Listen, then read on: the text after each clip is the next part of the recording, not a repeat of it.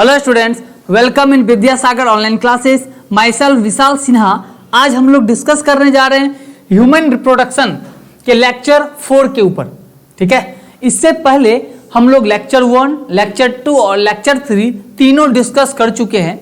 Lecture 1 में हम लोग डिस्कस किए थे ह्यूमन रिप्रोडक्टिव सिस्टम के बारे में, and in the second lecture हम लोग डिस्कस किए थे फीमेल रिप्रोडक्टिव सिस्टम के बारे में, और थर्ड लेक्चर में हम लोग डिस्कस किए थे मेंस्ट्रुअल साइकिल के बारे में। ठीक है, क्लियर है? यह है 4th लेक्चर। इस लेक्चर को समझने के लिए आपको लेक्चर 3 को अच्छे से समझना होगा, उसके बाद ये काफ़ी आसान और इजी हो जाएगा। ठीक है, इस लेक्चर में मैं आपको बता दूं, बोर्ड के लिए एक क्वेश्चन है, बाद बाकी सारा कॉम्पिटिटिव है ना। कुछ आपके बिहार बोर्ड एग्जामिनेशंस में कुछ ऑब्जेक्टिव क्वेश्चंस यहाँ से जितने भी आने होंगे वो आएंगे, बाद बाकी सब कॉम्पिटिटिव हैं। बस एक ही क्वेश्चन यहाँ से जो पूछा जाएगा आपसे बोर्ड में, वो मैं आपको बता दूंगा। खैर, हम लोग डिस्कस करते हैं लेक्चर 4 के ऊपर, फर्टिलाइजेशन। ठीक है, हम लोग देखते हैं कि जो फर्टिलाइजेशन है इसका आइडिया, फर्टिलाइजेशन का आइडिया सबसे पहले एक साइंटिस्ट के द्वारा दिया गया, जिनका नाम था ल्यूवेनहुक। क्या नाम था? ल्यूवेनहुक। इनका पूरा नाम भी है, इनका पूरा नाम है एंटोन वॉन ल्यूवेनहुक, लेकिन ल्यूवेनहुक आपके लिए सफिशिएंट है। तो पहली बार फर्टिलाइजेशन के बारे में आइडिया किन्होंने दिया था? एंटोन वॉन ल्यूवेनहुक ने दिया था। ठीक है, अब सेकेंड और हम लोग डेफिनेशंस पे आते हैं। आखिर फर्टिलाइजेशन कहते किसको हैं भाई? What is fertilisation? फर्टिलाइजेशन किसको कहते हैं? तो समझिएगा पहले, किसको बोलते हैं फर्टिलाइजेशन? स्पर्म और ओवम।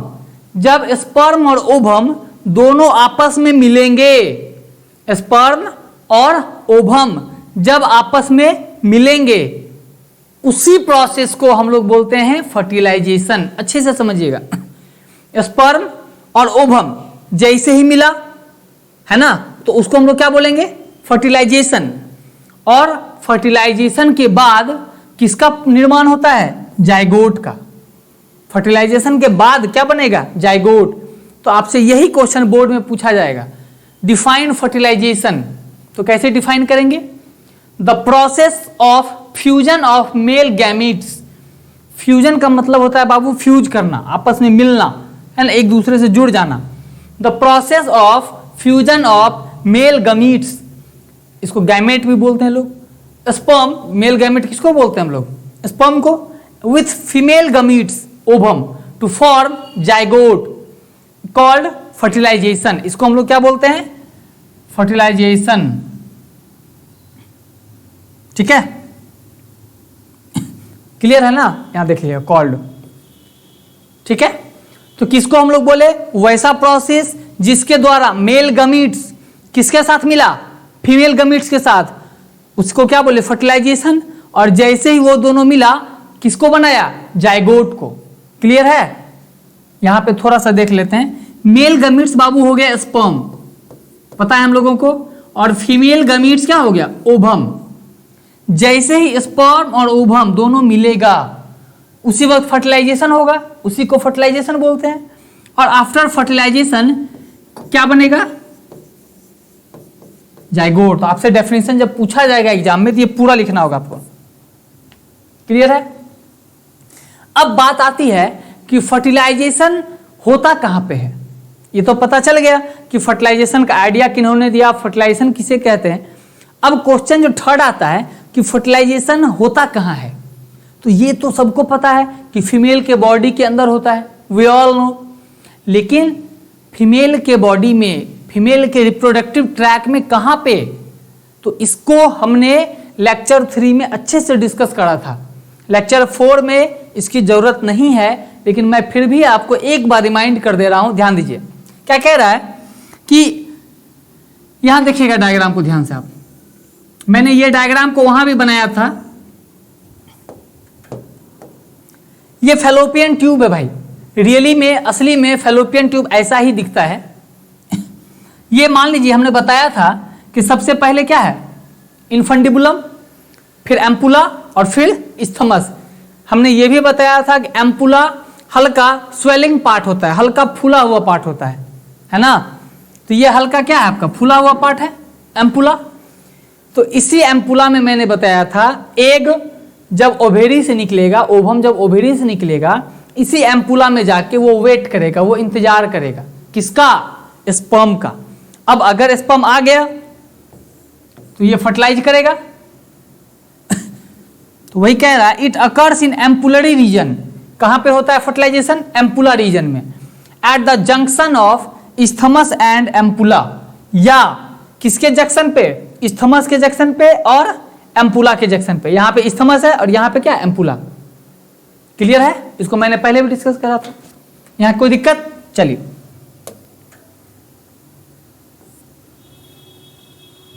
यहां पे देखते हैं हम लोग थोड़ा सा। हम लोग अब जो डिस्कस करेंगे वो ये पता करेंगे कि आखिर, जैसे ये हमको पता चल गया कि हाँ सर आपने बताया कि स्पर्म ओवम के साथ मिला, फर्टिलाइजेशन हो गया। लेकिन अब ये मन में उठती है क्वेश्चन कि सर आखिर वो स्पर्म ओवम तक गया कैसे, फीमेल के बॉडी में वो स्पर्म ओवम तक आखिर पहुंचा कैसे, है ना, कोई तो रीजन हुआ होगा, कैसे पहुंचा। तो हम लोग अभी देखेंगे उसको कि आखिर वो पहुंचा कैसे। कह रहा है कि फर्टिलाइजेशन अकर्स, फर्टिलाइजेशन जब फीमेल के रिप्रोडक्टिव ट्रैक में होती है तो ऐसे कुछ स्टेप्स होते हैं जिनसे उनको गुजरना होता है। वो सारे स्टेप्स को देखेंगे। मैं आपको पहले भी बता चुका हूं, मैं बता दूं कि they all are competitive questions. ये सब कॉम्पिटिशन के एग्जामिनेशंस के लिए हैं। आपके बोर्ड में सीबीएसई वालों के लिए कैपेसिटेशन पूछ दिया जाता है, कभी कभार पूछा गया है डिफाइन कैपेसिटेशन, है ना। चल डिस्कस करते हैं। पहला है approach of sperm to ovum या केमिकल अट्रैक्शन। इस सबको हम डिफाइन करेंगे एक एक करके, टेंशन नहीं लेना। अभी पहले देखेंगे कौन कौन स्टेप्स है। दूसरा है कैपेसिटेशन। तीसरा क्या है, एक्रोसोमल रिएक्शन। फोर्थ वन क्या है, block of polyspermy. Fifth one क्या है, एम्फीमिक्सिस। सिक्स्थ वन क्या है, फॉर्मेशन ऑफ जाइगोट। ये 6 स्टेप्स हैं फर्टिलाइजेशन में, ठीक है। एक्चुअली यहां पर थोड़ा सा पेज का इधर उधर हो गया, इसीलिए आपका, तो ये आपका हो गया सेकेंड पेज। ये कौन सा पेज हुआ, ठीक है। और ये आपका हो गया अब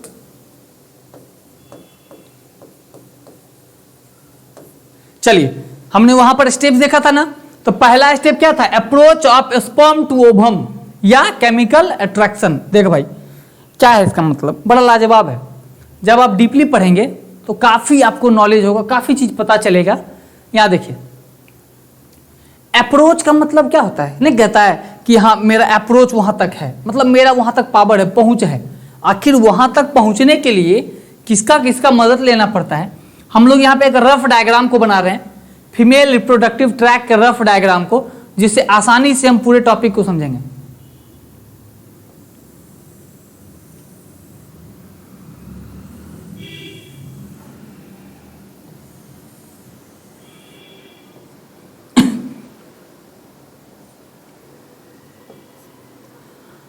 ठीक है, ये आपका हो गया फीमेल रिप्रोडक्टिव ट्रैक। अगर आपने सेकेंड लेक्चर पढ़ा होगा तो आपको ध्यान आ रहा होगा इस डायग्राम के बारे में, कहां कहां पे कौन कौन प्रेजेंट था। हम लोग उतना अभी डिस्कस नहीं करेंगे। हमको याद होना चाहिए भाई कि एम्पुला कहीं यहीं पर था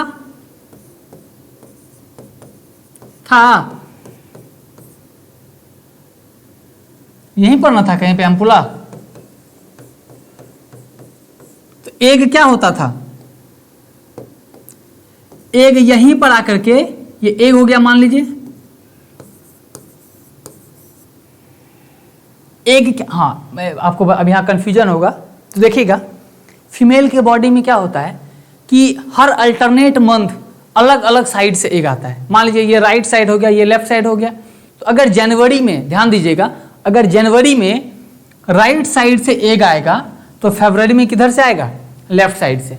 फिर मार्च में इधर से एग आएगा तो अप्रैल में इधर से। हर अल्टरनेट एक ही जगह, एक ही मान इधर से ही लगातार नहीं आता रहेगा।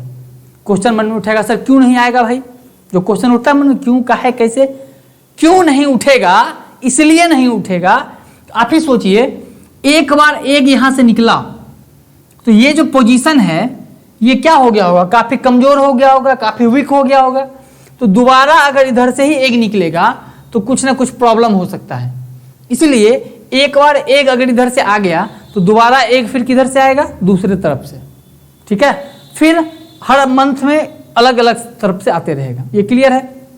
अब देखिए ये आपका क्या हो गया, एग, स्पर्म आएगा, मान लीजिए ये स्पर्म आ गया,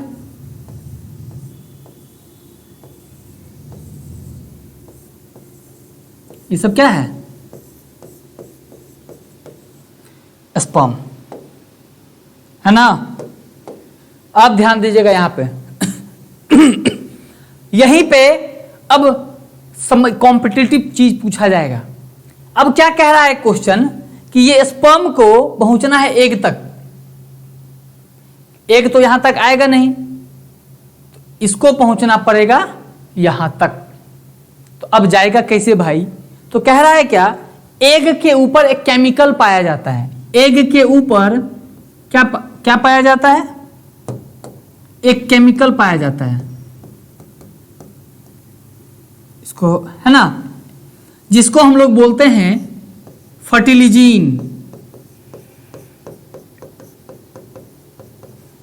ध्यान दीजिएगा, एग के ऊपर, ओवम के ऊपर एक केमिकल पाया जाता है, जिस केमिकल को हम क्या बोलते हैं, फर्टिलिजीन। और ये स्पर्म है, स्पर्म के ऊपर भी एक लेयर पाया जाता है, सब स्पर्म के ऊपर, और इस लेयर को हम लोग बोलते हैं एंटी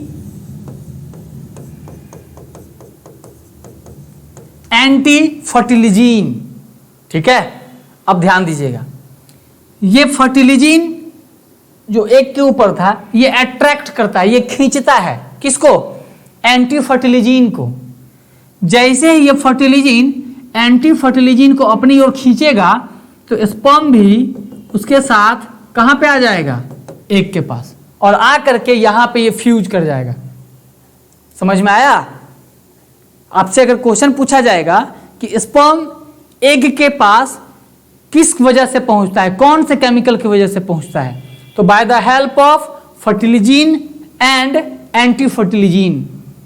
क्लियर है। दूसरी बात देखते हैं, इसको हम लोग केमोटैक्सिस भी बोलते हैं। ये जो प्रोसेस है, जो पूरा प्रोसेस हो रहा है ना, फर्टिलिजीन एंटी फर्टिलिजीन को अट्रैक्ट कर रहा है, ये स्पर्म ओवम तक पहुंच रहा है, ये जो पूरा प्रोसेस है इसको बोलते हैं हम लोग chemotaxis.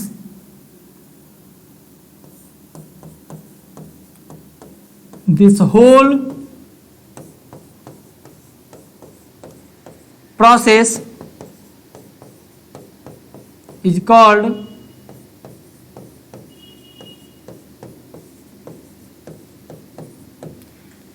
this whole process is called chemotaxis.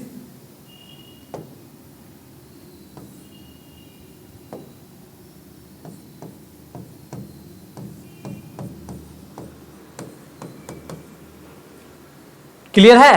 Chemo का मतलब हो गया बाबू केमिकल, ये केमिकल ही है जो एक दूसरे को अट्रैक्ट कर रहा है। तो इस पूरे प्रोसेस को आपसे अगर बोर्ड में क्वेश्चन पूछा जाएगा केमोटैक्सिस किसको बोलते हैं, इसे पूछा नहीं जाता है, लेकिन अगर पूछा जाएगा तो हम लोग क्या जवाब देंगे, वैसा प्रोसेस जिसके द्वारा केमिकल अट्रैक्शन होता है, मतलब फर्टिलिजीन एंटी फर्टिलिजीन को अपने तरफ खींचता है, अट्रैक्ट करता है, और इस पूरे प्रोसेस को हम लोग क्या बोलते हैं, केमोटैक्सिस। क्लियर है। यहाँ पे यही है आपका बाबू approach of sperm to ovum और केमिकल अट्रैक्शन। यहां पे क्लियर है ना, कोई दिक्कत नहीं यहां पे। चलिए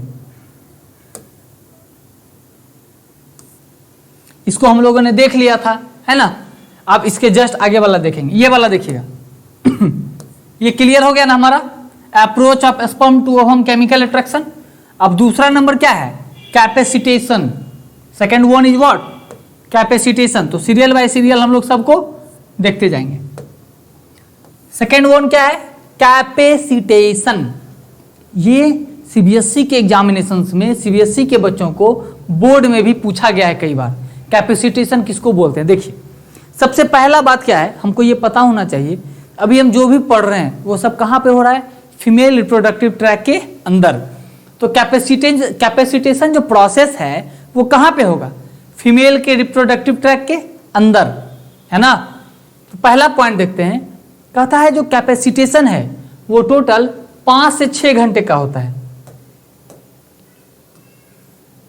इंपॉर्टेंट पॉइंट, कैपेसिटेशन फीमेल के बॉडी में, फीमेल का बॉडी मतलब फीमेल का रिप्रोडक्टिव बॉडी, रिप्रोडक्टिव ट्रैक, उसमें कितने देर तक होता है? 5 से 6 घंटा। सेकेंड वन क्या है? कह रहा है कि it occurs in vagina and uterus और फीमेल रिप्रोडक्टिव ट्रैक। इसका मतलब क्या हुआ? अभी हम बार बार यूज भी कर रहे हैं, जो फीमेल का जो रिप्रोडक्टिव ट्रैक है, फीमेल का जो रिप्रोडक्टिव ट्रैक का मतलब हो गया रास्ता, रास्ता। फीमेल का जो रिप्रोडक्टिव ट्रैक है, जिसको प्रजनन अंग भी बोला जाता है इन हिंदी, है ना। तो कह रहा है ये कैपेसिटेशन वहीं पे होगा, फीमेल के वेजाइना में और यूटेरस में या फीमेल के रिप्रोडक्टिव ट्रैक में। एंड द थर्ड वन, यही थर्ड वन काफी इंपॉर्टेंट है, जो कंपटीशन में पूछा जाएगा और पूछा जाता है। क्या कह रहा है देखिएगा ध्यान से, कहता है क्या?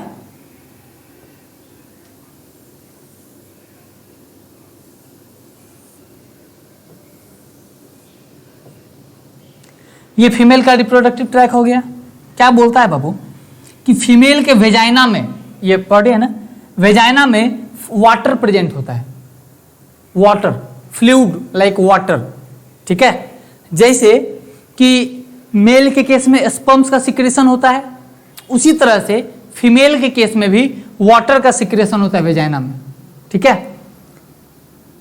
तो फीमेल के वेजाइना में वाटर होते हैं, यहां पे क्या होंगे प्रेजेंट? वाटर, ठीक है। यहां पे वाटर प्रेजेंट होते हैं। जैसे ही स्पर्म आएगा यहां पे, यहां पे आया ना स्पर्म, जैसे ही स्पर्म यहां पे आएगा तो याद रखेंगे एक और बात कि स्पर्म में एक कोलेस्ट्रॉल लेयर पाया जाता है। एक तो लेयर वहां था ही केमिकल वाला, ये दूसरा है, कहता है स्पर्म में कोलेस्ट्रॉल लेयर पाया जाता है। क्या पाया जाता है? Cholesterol layer. और इस कोलेस्ट्रॉल लेयर की वजह से स्पर्म का जो स्पीड है, स्पर्म का जो रफ्तार है वो स्लो हो जाता है। ध्यान दीजिए पहले ध्यान से, स्पर्म जैसे ही फीमेल के रिप्रोडक्टिव ट्रैक में गया, तो फीमेल के रिप्रोडक्टिव ट्रैक में जैसे ही जाएगा तो उस स्पर्म का जो स्पीड है वो क्या होगा? स्लो होगा। और स्पर्म का स्पीड इसलिए स्लो होगा क्योंकि स्पर्म में क्या प्रेजेंट है? कोलेस्ट्रॉल लेयर, ठीक है। अब क्या होगा? क्योंकि स्पर्म को तो जल्दी पहुंचना होगा, तब फीमेल के वेजाइना में बहुत सारे वाटर प्रेजेंट होते हैं, फ्लूइड लाइक वाटर, बहुत सारे वाटर होते हैं। उस वाटर, वो वाटर क्या करता है? ध्यान दीजिएगा, वो वाटर क्या करेगा? इसके कोलेस्ट्रॉल लेयर को, इसके कोलेस्ट्रॉल लेयर को क्या करेगा? खत्म कर देगा। पढ़िए, fluid is secreted by reproductive tract which dissolve the cholesterol layer of sperm. तो वो फ्लूइड, वो वाटर क्या करेगा? उस स्पर्म में पाए जाने वाले कोलेस्ट्रॉल लेयर को डिजॉल्व कर देगा। डिजॉल्व का मतलब खत्म कर देगा, उसे घोल देगा। क्लियर है? इसी को हम लोग क्या बोलते हैं? ये हाईली एक्टिव बना देगा। फिर से देखिए क्या कह रहा है, इस बात को ध्यान देंगे। फीमेल के वेजाइना में वाटर का सिक्रेशन होता है, जिस तरह से मेल के केस में स्पर्म का सिक्रेशन होता है, ठीक है ना। अब स्पर्म जैसे ही फीमेल के रिप्रोडक्टिव ट्रैक में गया, वेजाइना में गया, उसका स्पीड क्या होगा भाई? स्लो। क्या होगा? स्लो। तो स्पर्म का जो स्पीड स्लो है, क्यों? किसकी वजह से? Due to the presence of cholesterol layer. Cholesterol layer की उपस्थिति होने की वजह से स्पर्म का जो स्पीड है वो क्या है? स्लो हो गया है। तब उसकी स्पीड को फास्ट कौन करेगा? तो फीमेल के रिप्रोडक्टिव ट्रैक में वाटर प्रेजेंट है, फ्लूइड लाइक वाटर प्रेजेंट है, वो वाटर क्या करेगा? उस स्पर्म की कोलेस्ट्रॉल लेयर को डिजॉल्व कर देगा, घोल देगा, खत्म कर देगा। जैसे ही कोलेस्ट्रॉल लेयर खत्म होगा, वैसे ही स्पर्म का स्पीड क्या होगा? पहले की तरह ज्यादा हो जाएगा। कोई दिक्कत है यहाँ पे? पूरा क्लियर हुआ ना? चलिए आप बार बार इस वीडियो को देखिए, एक्चुअली ये ऑनलाइन क्लासेस है ना, तो अब बार बार हर एक चीज को यहाँ पे क्लियर किया गया। अब बार बार क्या कीजिए कि इस वीडियो को रिमाइंड कर करके बैक कर करके देखिए, उसको नोट्स बनाइए, उसको अच्छे से समझिए, ठीक है, सारी चीज क्लियर हो जाएगी। हम लोग अब आते हैं बाबू थर्ड नंबर पे। फर्स्ट पढ़ा हमने, थर्ड पर रखा है हमने, अब थर्ड वन है। थर्ड वन क्या कह रहा है? Acrosomal reaction. अब ये एक्रोजोमल रिएक्शन क्या है? काफी इंपॉर्टेंट रिएक्शन है भाई, बहुत ज्यादा इंपॉर्टेंट रिएक्शन है। क्यों इंपॉर्टेंट है अभी पता चलेगा। कहता है क्या? As soon as, as soon as का मतलब पता है क्या होता है? जैसे ही स्पर्म, एकदम ध्यान से सुनिएगा, जैसे ही स्पर्म ओवम के पास पहुंचेगा, हम ये पढ़ चुके हैं पहले कि स्पर्म ओवम के पास कैसे जाएगा, केमिकल की वजह से जाएगा, फर्टिलाइजिन एंटी फर्टिलाइजिन, कैसे स्पीड में जाएगा ये भी पढ़ रखा है हमने। अब तीसरा क्या कह रहा है कि जैसे ही स्पर्म ओवम के पास पहुंचेगा, है ना, इट रिलीज एक्रोजोमल एंजाइम। वो क्या सीक्रेट करेगा? स्पर्म क्या सीक्रेट करेगा? Acrosomal enzyme. इसके बाद का जो अगला लेक्चर होगा वो स्पर्म के ऊपर ही होगा, तो ये एक्रोजोम क्लियर होगा, ठीक है। तो एक्रोजोम कहां पे प्रेजेंट होता है? स्पर्म के ऊपर, ठीक है। पहले आप यहां इतना ध्यान दीजिए कि स्पर्म जैसे ही ओवम के पास पहुंचा, स्पर्म एक एंजाइम छोड़ा, जिस एंजाइम का नाम क्या था? बोले बाबू, एक्रोजोमल एंजाइम। क्लियर हो गया ना? अब क्या होगा? कौन कौन सा है वो एक्रोजोमल एंजाइम? पहला हो गया हाइलुरोनिडेज, जोनालाइसिन, एक्रोसिन और कोरोना पेनिट्रेटिंग एंजाइम। आपको मेनली रूप से ये दोनों देखना है, ठीक है। आपको मेनली रूप से कौन कौन देखना है? जोनालाइसिन और कोरोना पेनिट्रेटिंग एंजाइम। और ये बाद बाकी भी आप पढ़ेंगे जब आप मेडिकल कॉलेजेज में पहुंच जाएंगे, तो फर्स्ट ईयर में आपको इसके बारे में और डीपली पढ़ने को मिलेगा, ठीक है। चलिए यहां देखते हैं लोग आखिर कैसे काम करता है। चलिए देखिए, मान लीजिए ये ओवम है। क्या है ये? ओवम। अब क्या होगा? ओवम के ऊपर सबसे पहले एक लेयर पाया जाता है। ध्यान से एकदम देखिएगा वीडियो को, ठीक है। ओवम के जस्ट ऊपर एक लेयर पाया गया, जिसको हम लोग बोलते हैं जोना पेलुसिडा। कौन सा लेयर है? जोना पेलुसिडा, ठीक है। अब जोना पेलुसिडा के ऊपर एक और लेयर पाया जाता है ना। इसको हम लोग बोलते हैं बाबू कोरोना। कोरोना कौन? ये वाला कोरोना है जो फैला हुआ है, ये मत समझ लिएगा ऐसा राफी तो बताए कोरोना, तो हमको क्या पता, है ना। तो कोरोना रेडियाटा, इस लेयर का नाम क्या है? Corona radiata. हमको ध्यान क्या रखना होगा?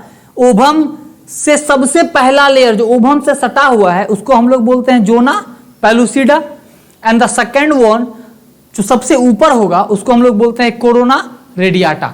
एकदम ध्यान दीजिएगा। हम लोग क्या जान रहे हैं अभी कि स्पर्म ओवम के पास पहुंच चुका है। देखिए यहां पे स्पर्म बाबू ओवम के पास पहुंचा ना, ये स्पर्म है आपका। तो आपको ये बात पता होना चाहिए कि बहुत सारा स्पर्म ओवम के पास पहुंचता है। ये स्पर्म जब पढ़ेंगे तब क्लियर होगा कितना सारा क्या नंबर है, क्या है। बहुत सारा स्पर्म ओवम के पास पहुंचता है, लेकिन सारे के सारे स्पर्म ओवम के अंदर नहीं जा सकते हैं। कितना स्पर्म जाएगा ओवम के अंदर? Only and only one. केवल एक ही स्पर्म, केवल और केवल एक स्पर्म उस एग को फर्टिलाइज करेगा। मतलब अगर एक ह्यूमन बेबी का जन्म होता है तो उस ह्यूमन बेबी के जन्म के लिए केवल कितना स्पर्म का जरूरत है? केवल और केवल एक। केवल एक स्पर्म एक ह्यूमन बेबी को जन्म देता है, ठीक है।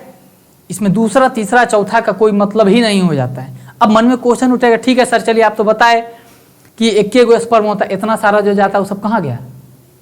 नहीं, मन उठता है ना कि ठीक है सर आप तो बताए कि एक ही स्पर्म से बच्चा जन्म ले लेता है, तो उतना सारा बेकार नहीं बन गया। देखिए आप एक चीज देखिएगा कि कंपटीशन होता है हर चीज में। हर चीज में कंपटीशन है, दौड़ने में, धूपने में। तो जो सबसे ज्यादा परफेक्ट होता है ना, जो सबसे ज्यादा परफेक्ट होता है वही नंबर 1 पे जाता है। नंबर 1 वाले को, जो नंबर 1 पे चला गया, अब उसका स्थान कोई दूसरा ले नहीं सकता है। इसका मतलब नंबर 1 वाले को सबसे ज्यादा हेल्दी, सबसे ज्यादा परफेक्ट और सबसे ज्यादा मेहनती माना जाता है, हेल्दी माना जाता है, स्वस्थ माना जाता है। यही केस यहां भी है कि बहुत सारे स्पर्म निकलते हैं, वो सारे स्पर्म काफी तेजी से एग तक पहुंचना चाहते हैं, लेकिन एग तक वही स्पर्म पहुंचेगा जो सबसे ज्यादा हेल्दी होगा, सबसे परफेक्ट होगा। ठीक है, वही स्पर्म वहां तक पहुंच पाएगा। तो मान लीजिए कि ये एक स्पर्म इस ओवम तक पहुंच पाया, काफी हेल्दी होगा। जैसे ही ये स्पर्म तक पहुंचेगा, ओवम तक पहुंचेगा, ये क्या करेगा, एंजाइम छोड़ेगा। ये सारा एंजाइम है ना। अब देखिए, जो पहला एंजाइम है जो ये छोड़ेगा, वो कौन सा छोड़ेगा, जोना लाइसिन। सबसे पहले ये कौन सा एंजाइम छोड़ेगा, जोना लाइसिन। ये जोना लाइसिन क्या करेगा, इस जोना पेलुसिडा लेयर को पे अटैक करेगा। देखिएगा,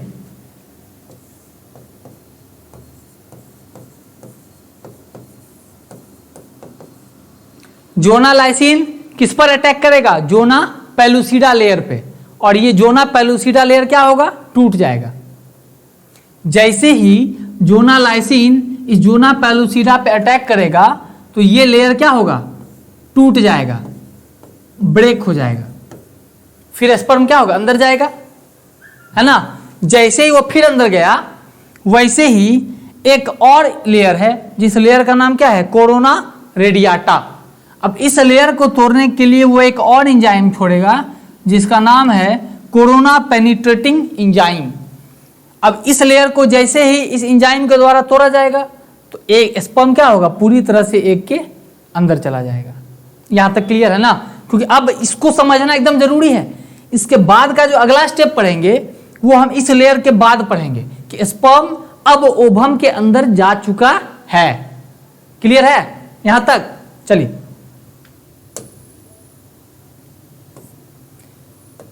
अब यहां पे देखते हैं ब्लॉक ऑफ पॉलीस्पर्मी, यहां पे क्या होता है, जस्ट उसके बाद का पढ़ेंगे।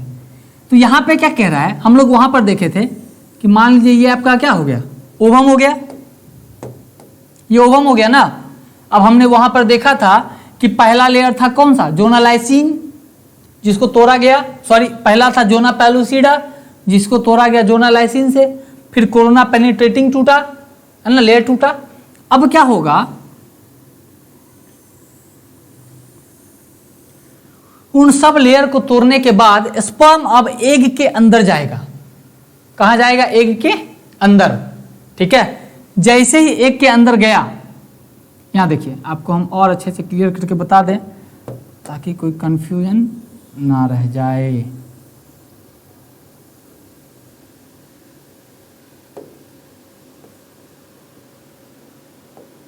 यहां देखिएगा,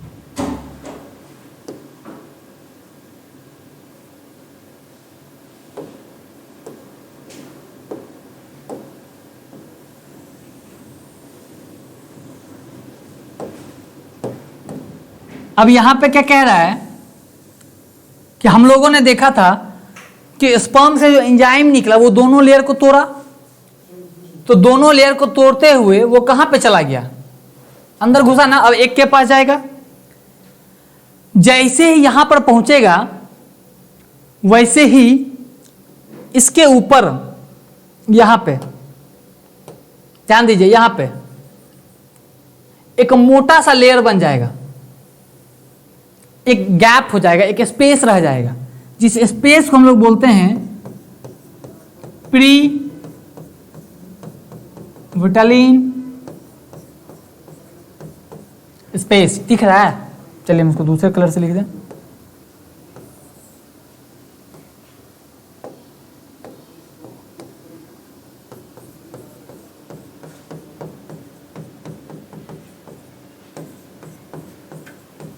ठीक है, इस स्पेस का, प्री विटालाइन स्पेस का अप्रॉक्स 900 एंगस्ट्रॉन थिकनेस होता है।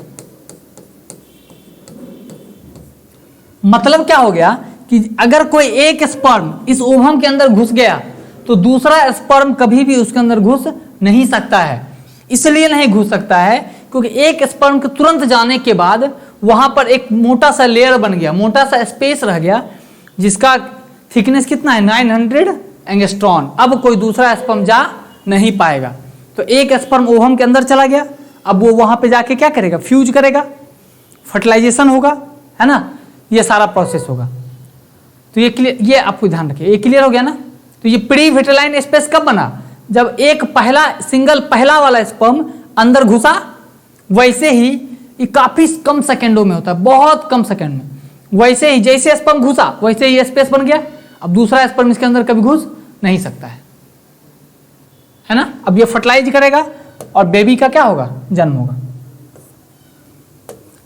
कभी कभी बच्चा के मन में क्वेश्चन आता है, सर एक बच्चा तो जुड़वा बच्चा के लिए कैसे होता है? तो बाबू बहुत सारा प्रोसेस है जुड़वा बच्चा के लिए। एक ये भी है कि कभी कभी क्या होता है ना कि दो स्पर्म दोनों हेल्दी होते हैं, एकदम इक्वल होते हैं, तो दोनों बराबरी के स्पीड से ओवम के अंदर घुस जाते हैं, ये भी एक प्रोसेस है। तो दोनों स्पर्म अगर एक ओवम के अंदर चला गया तो वो भी जुड़वा बच्चा को जन्म देता है। ये क्वेश्चन पूछा भी जाता है, तो याद रखिएगा जुड़वा बच्चा के जन्म में 2 स्पर्म और 1 ओवम का जरूरत पड़ता है। ये भी एक बहुत सारा मेथड है ना। तो 2 स्पर्म अगर एक साथ ओवम के अंदर चला गया तो वो भी क्या करेगा, जुड़वा बच्चा को जन्म देने के लिए है। हम लोग नेक्स्ट देखते हैं एम्फीमिक्सिस।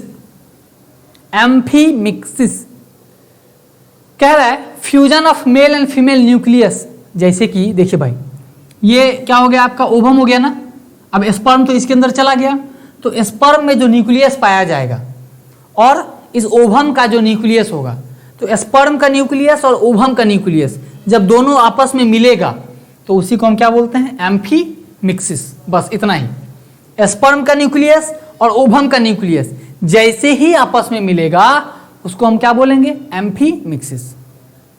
क्लियर है ना। अगला है फॉर्मेशन ऑफ जाइगोट। तो हमको तो पता ही है जाइगोट कैसे बना।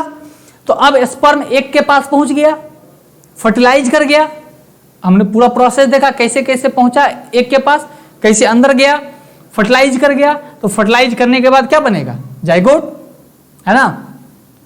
तो जैसे ही स्पर्म ओवम के पास पहुंचेगा वो फर्टिलाइज करेगा और फर्टिलाइज करने के बाद क्या बन जाएगा, जाइगोट।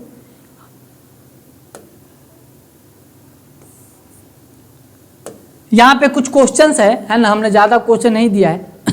कह रहा है क्या, capacitation refers to changes in the ovum. Capacitation refers to changes in the ovum. आप इसको ध्यान दीजिएगा, ठीक है ना।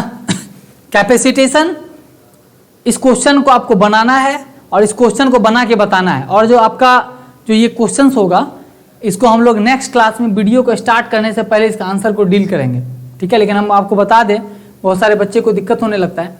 तो कह रहा है क्या, कैपेसिटेशन बाबू कब होता था, ध्यान दीजिए, ओवम आफ्टर फर्टिलाइजेशन। आपको क्या लगता है, फर्टिलाइजेशन होने के बाद कैपेसिटेशन होता है? तो नहीं। Sperm after fertilization? तो नहीं। Ovum before fertilization? तो ये भी नहीं। कह रहा है क्या, capacitation refers to changes in the ovum. Ovum में चेंज होने से पहले, तो स्पर्म बिफोर फर्टिलाइजेशन। एक क्वेश्चन है जो आप बना लीजिएगा, आप लोग को पता भी है, डिफाइन